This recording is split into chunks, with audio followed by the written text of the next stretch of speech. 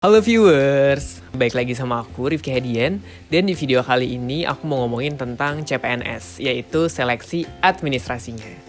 Nah, seperti yang kita ketahui, untuk proses seleksi administrasi CPNS sudah dibuka dan deadline-nya itu seminggu lagi, tanggal 21 jam 23.59. Jadi bagi kalian yang mau daftar, itu masih ada waktu banget, 7 hari menurut aku masih bisa segera siapkan dokumen-dokumen yang diperlukan.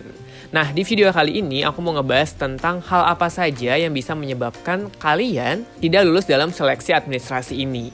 Karena pada data yang ada ternyata tahun CPNS 2019, 2018, ratusan ribu yang gagal di tes administrasi ini. Nah, yang pertama yang bisa menyebabkan kalian gagal dalam seleksi administrasi adalah pilihan jurusan yang kalian pilih. Jadi kan setiap formasi itu ada pilihan jurusannya.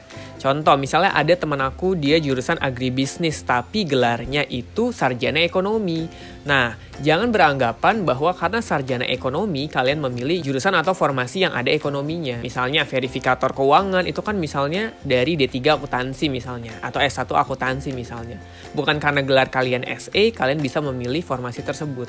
Jadi coba dilihat yang dipilih itu sesuai dengan jurusannya, bukan fakultas atau gelar kalian. Kalau aku lihat juga, misalnya aku dari jurusan psikologi, itu ada tuh D4 psikologi misalnya. Aku S1, jadi pilih aja yang S1 psikologi juga. Jangan yang berbeda dari jurusan kalian. Yang kedua, ini cukup krusial juga, itu salah dalam surat lamaran dan surat pernyataan. Banyak ya, tiap instansi itu punya ketentuan-ketentuan yang berbeda. Kalau di Pemda DKI misalnya, yang harus diupload 2, mengenai surat menyurat, ada surat lamaran dan surat pernyataan.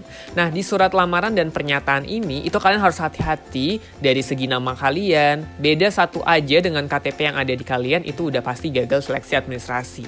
Tanggal lahir kalian, alamat, dan sebagainya. Yang kedua, yang paling sering lupa juga itu kalian tanda tangan tapi nggak ada materainya. Kalian ada materai tapi nggak ada tanda tangannya. Atau yang paling sering juga itu kalian tidak menghapus hal-hal yang harus dihapus. Misalnya di situ kan ada pernyataan, coret aja atau hilangkan saja yang tidak dibutuhkan.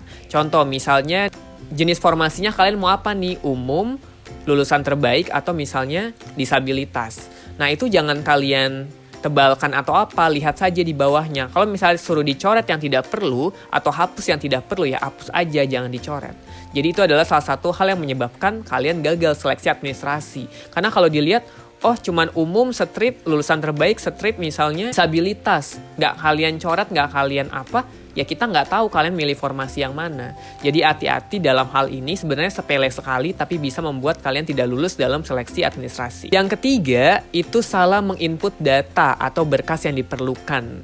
Atau tahun lalu ya, tahun 2019, ada temenku dia gagal seleksi administrasi gara-gara scanannya itu nggak berwarna.